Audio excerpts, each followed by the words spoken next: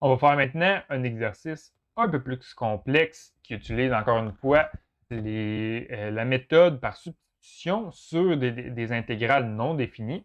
Cette fois-ci, le numéro à faire il est un peu plus complexe. On va utiliser d'autres formules d'intégration. On va faire le numéro 44a. On cherche à intégrer la fonction suivante, cos de x divisé par 4 plus sin au carré de x. Donc, première chose qu'on doit faire, c'est aller sur notre table des intégrales. Et on s'aperçoit qu'on n'a ni de formule, ni de règles qu'on peut appliquer dans cette situation-là. Donc, on va regarder, voir quelle méthode on peut utiliser. Donc, ça, cette intégrale-là, je vais simplement la réécrire sur une autre forme. C'est équivalent à écrire l'intégrale de cos de x divisé par 4 plus, entre parenthèses, sin de x au carré. Donc, par défaut, quand on écrit sin au carré, on met le carré à côté du sinus.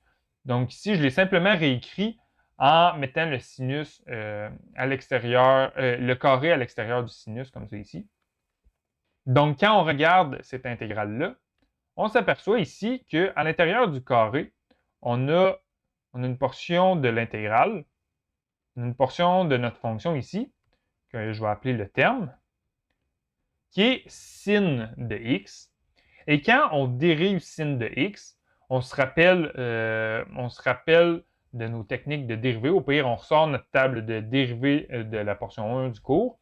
Et quand on calcule la dérivée de sin de x, on obtient cos de x. Donc, cos de x, on le retrouve ici. Ça correspond à la dérivée.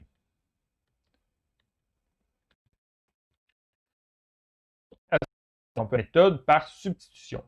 Donc, avec la méthode de substitution, la première étape consiste à poser le terme. Donc, on va avoir le terme qu'on va appeler t, qui est égal à cette portion-là ici. Donc, t, ça va être égal à sin de x. Ensuite, on va calculer la dérivée. Donc, la dérivée, c'est dt sur dx, qui est égal à la dérivée de sin de x sur dx.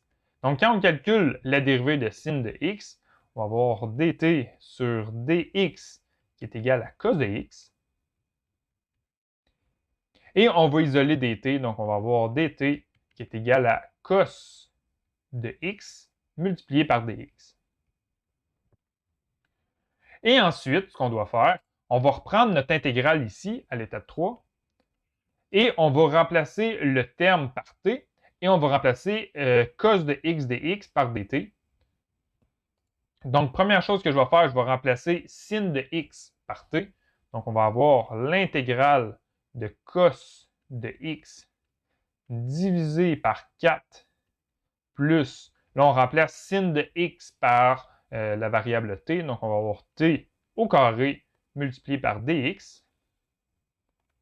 Et là, on va remplacer cos de x dx par dt. Donc, on va avoir l'intégrale de 1 divisé par 4 plus t carré multiplié par dt. Maintenant qu'on a terminé l'étape 3, on a fait la substitution, on a fait le changement de variable, on s'aperçoit que l'intégrale de 1 sur 4 plus x carré fois dt, c'est une intégrale qui est présentée sous une forme qui est présente dans la table des intégrales. Donc, quand on regarde au niveau des formules, on s'aperçoit qu'on peut utiliser la formule 15. Donc, juste avant d'utiliser la formule 15, je vais réécrire mon intégrale ici sous une autre fonction. Donc, ici, au lieu d'écrire 4, je vais l'exprimer sous la forme a au carré. Donc, je vais réécrire mon intégrale ici, 1 divisé par... Et qu'est-ce qui donne 4 quand on le met au carré? Donc, ça va être 2 au carré. 2 au carré, c'est égal à 4. Donc, 2 au carré plus t au carré fois dt. Donc, ici, à l'étape 4, on va appliquer la formule 15. Donc, quand on regarde sur la formule 15, on va regarder c'est quoi qu'on a besoin. U au carré, U au carré, c'est une variable, c'est écrit ici. Notez que U et V désignent des variables, donc U, c'est une variable, et on a A, B, C, N et grand C qui désignent des constantes. Donc, si on a A qui est une constante, je vais simplement réécrire ma constante. Donc, ici, je vais avoir A qui est égal à 2, et je vais avoir U qui correspond à la variable T. Donc, quand j'applique la formule 15, quand on applique la formule 15 ici, on obtient 1 sur A multiplié par arctangente de U sur A plus grand C. On va l'appliquer. Donc, on va avoir 1 sur A, donc 1 sur 2 multiplié par arctangente de U sur A. Donc, U sur A, ça va être T sur 2 plus grand C. Donc là, on vient de calculer notre intégrale grâce aux tables des intégrales.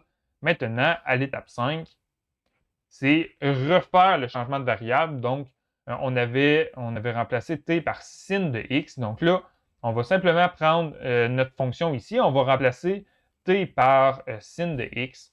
Donc, on va avoir une demi multiplié par arctangente